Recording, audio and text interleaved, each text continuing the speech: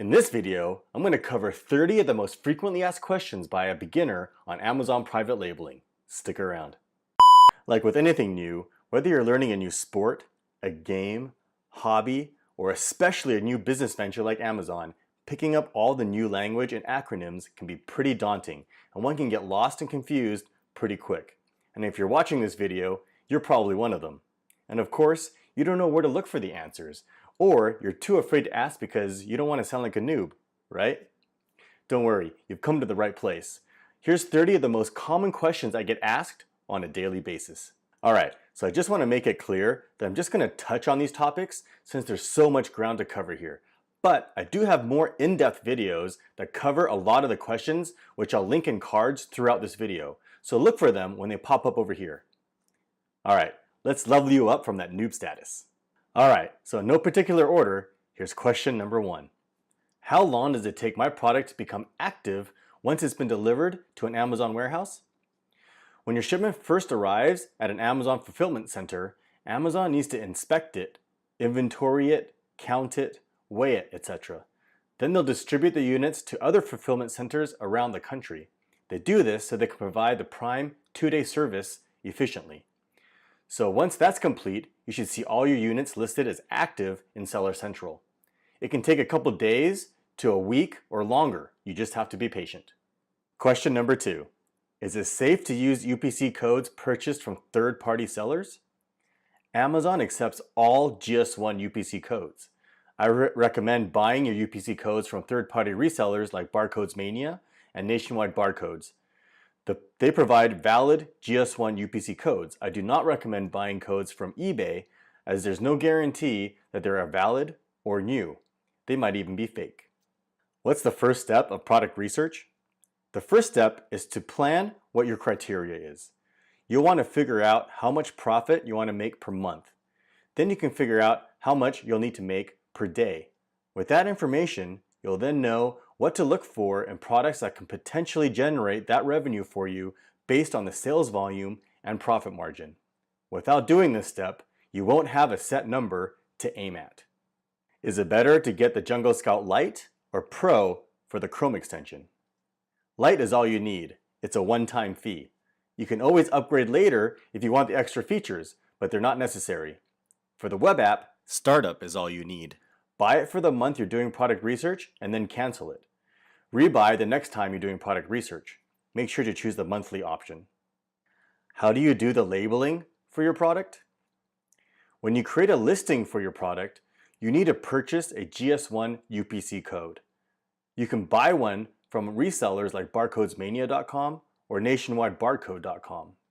Then, in your listing, you'll put that UPC code in the product ID field and generate a product label that has a new barcode called the FN SKU on it. You can now forget about that UPC code. You'll never need it again. This generated product label with the FN SKU on it is what needs to go on every single one of your units. You can negotiate with your supplier to put them on. You can put them on yourself by shipping the product to yourself, or you can have Amazon do it for you for 20 cents a unit. What is reserved inventory? Reserved inventory are units tied to pending orders, awaiting payment approval, or units being shipped between fulfillment centers.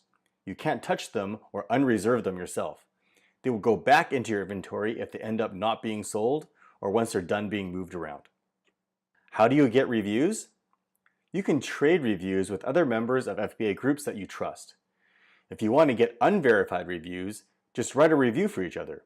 If you want verified reviews, then you'll have to buy each other's products, wait for them to arrive, then leave a review. You can reimburse each other via PayPal or whatever you agree upon.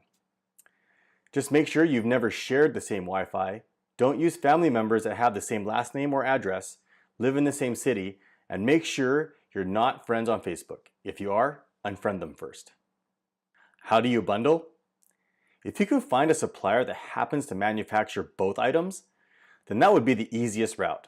Just have them bundle the two items together into one package. Otherwise, you'll need to have one supplier ship your product to the other supplier and have the second one bundle them together. Negotiate a price to have them do it. Or you can ship the items to a packing company, or you can ship it to yourself.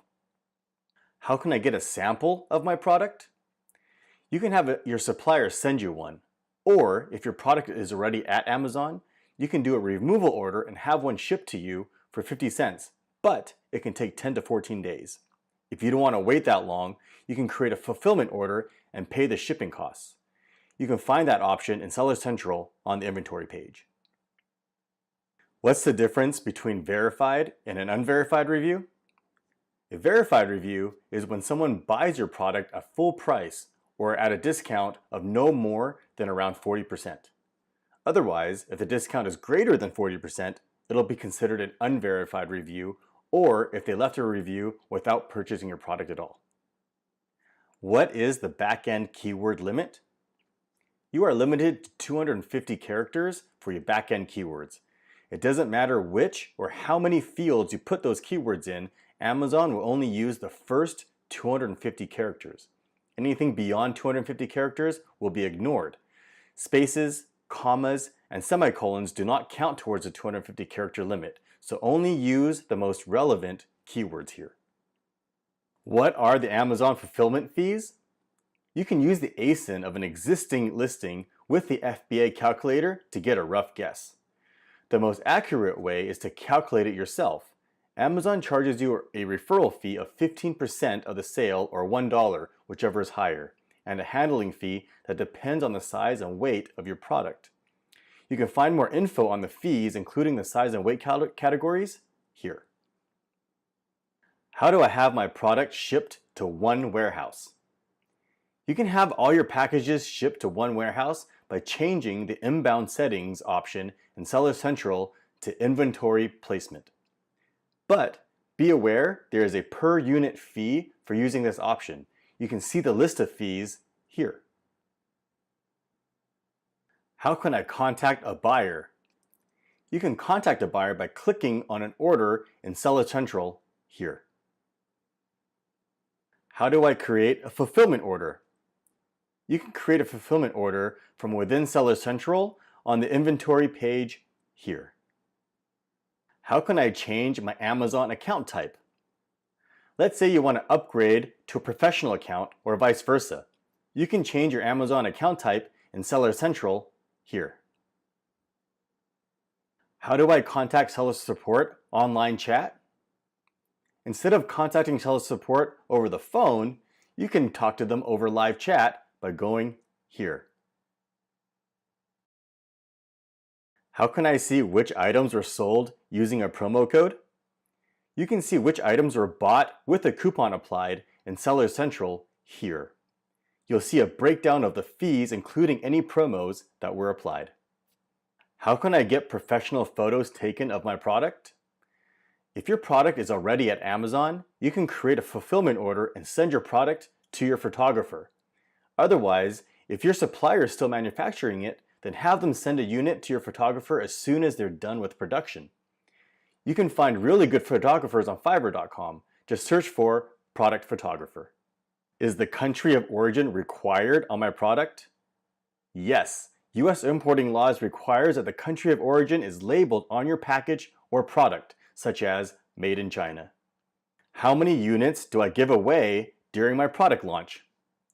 For giveaways, you need to match the daily sales velocity of the top sellers until you reach the first page. So, if the top sellers are selling 10 units per day, then you also need to sell 10 units per day or more until your listing gets to the first page. How do I get my listing ranked to the first page? Ranking to the first page is dependent on the daily sales velocity of the top sellers on the first page. You need to match or beat the daily sales velocity of the top sellers over a period of time until your listing gets to the first page through organic sales, promos, giveaways, and your pay-per-click campaigns. How do I tell if a product is restricted? You can create a listing or complete a shipping plan. If there's any restrictions, you'll get a notification. Or you can get the ASIN of an existing listing and ask seller support if there's any restrictions on it. You can also see a list of restricted categories here. How do I change my seller account to an LLC? So if you originally started selling on Amazon as an individual, you can change your account type to an LLC in Seller Central on your account info page here. How important is it to put your logo or brand on the product? Ideally, you want to put your private label logo or brand on the product and the packaging. However, sometimes depending on the material or product, it's not possible to put it on the product itself, so on the package alone is fine. How can I find out what keywords my product is currently indexed for on the search pages? You can see what keywords your listing is indexing by using the search bar on Amazon and typing in the ASIN followed by the plus sign and the keywords you want to test. If you see a result, then it's indexed. If there are no results, then it's not indexed for that keyword. How much does shipping cost? Shipping costs vary drastically depending on the size and weight of the product, especially by air. There's no real basis of comparison when you ask that. You can get an estimate on freightos.com. How long does it take to find a product? This is a tough question to answer. It can be a couple hours to many weeks. It all depends on your product research methods, luck, diligence, and persistence. Product research is the most important part of the entire process, so you need to take your time. If you end up with a bad product, no matter how well you do the rest of the process, it won't sell. Do I create a listing first or order product? There are a few things that need to be done in order.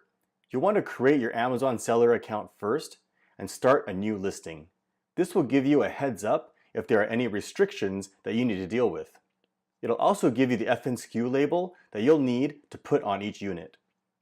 Once the supplier has completed manufacturing your product, they'll be able to provide you with the shipment details such as the number of cartons, units per carton, size and weight, etc. that you'll need to complete the shipping plan in Seller Central. Once you complete the shipping plan, you'll be able to generate the shipping labels that you can then email to your supplier to put on the boxes. What's the safest way to pay your supplier? To maximize your protection, you can pay through Alibaba with their trade assurance system, but make sure everything regarding the transaction is recorded on the system as far as all the aspects of the product, what you negotiated with the supplier, and what you're expecting to receive, and the extent of the responsibility of the supplier, etc. Use a credit card along with the trade assurance so you have double the protection with your credit card company. If you use PayPal, never send it as friends and family. You'll get zero protection. Again, use a credit card through PayPal so you have double protection. Record the details of what's been agreed upon with your supplier into the notes for the transaction. I don't recommend ever paying with wire transfer unless you've already built a working relationship already with a supplier. All right, if you've made it this far, congratulations, you've officially leveled up and you're no longer a noob. Watch the video again if I went too quickly over some parts, or leave a comment below if you need some more clarification. Or if there's a question that you have that I didn't cover, leave it in the comment section.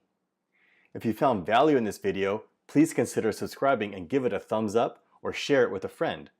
I'd love to hear from you too, so leave a comment or a question below, and if you haven't already, join my Amazon Facebook group. There's a link in the description. And as always, thanks for watching.